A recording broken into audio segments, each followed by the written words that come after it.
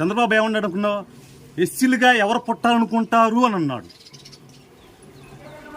మేము మనుషులవి, మానవత్వం గల మనుషులవి, మమ్మల్ని ఎవరు పుట్టాలి అనుకుంటారంట.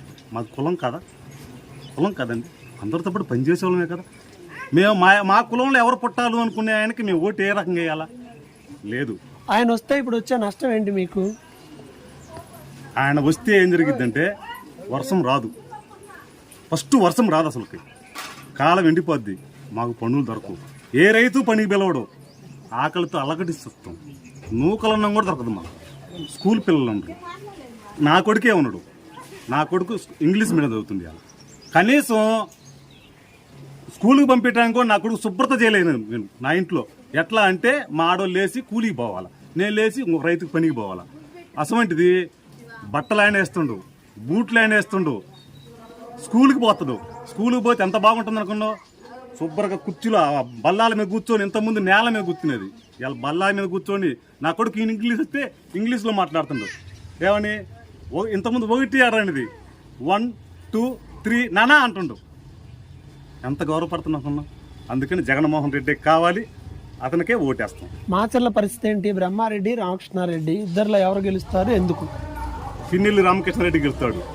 ఎందుకు అంటే దానికి ఒక అర్థం చెబుతాను నీకు, అడిగినవు కాబట్టి. మా ఇళ్లలో ఒక కార్యక్రమం, నా ఇంట్లో నా కూతురు ఫంక్షన్ అనుకో, సార్ మా ఇంట్లో మా కూతురు ఫంక్షన్ సార్ అని చెప్పిందంటే మా కూతురు కరెక్ట్ టయానికి వస్తాడు, భోజనం చేసుకోవాలి. రామకృష్ణారెడ్డి అనే వ్యక్తి ఆయన ఎమ్మెల్యే వాదాలో ఉండా కూడా మా ఇళ్ళ కాడికి వచ్చి కూర్చొని మాతో పాటు భోజనాలు చేసి ఉండిపోతాడు. ఆయనే కావాలనుకుంటున్నాను. బ్రహ్మారెడ్డి గారికి ఎందుకు ఒక అవకాశం ఇవ్వకూడదంటే? ఆయనకి ఇచ్చేది కాదు. ఎందుకు ఇచ్చేది కాదు అంటే ఆయన అన్నో ఉండి మాట్లాడుతుంటాడు. ఎస్సీ వాళ్ళ ఇళ్ళ కాడికి వచ్చేవాడు కాదు, మాట్లాడేవాడు కాదు, ఇది చేసేవాడు కాదు. ఒక మంచిని పోయి అడిగినా కూడా ఏం చేసేవాడు కూడా కాదు. రామకృష్ణారెడ్డి గారికి ఓటు వేస్తే మా అందుబాటులో ఉంటాడు. మాకే అవసరమైనా కూడా మా దగ్గరకు వస్తాడు. మాకు నీళ్ళు ఇవ్వండి అంటే బోరింగ్ చేపిస్తాడు, నీళ్ళు ఇవ్వంటే బోరింగ్ చేపిస్తాడు. మాకే అవసరానికి ఉంటాడు.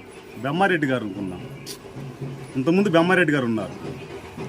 వచ్చాడు, అడిగాడు, పోయాడు, ఓడిపోయాడు, యానో పోయి ఉన్నాడు. మా సమస్యల గురించి అర్థం కాదు. మొన్న అంజిరెడ్డి గారు ఉన్నారు, వచ్చాడు, పోయాడు. ఆయన యాడుండో కూడా ఎవరికి అర్థం కాదు. అది వాళ్ళ ప్రయోజనం.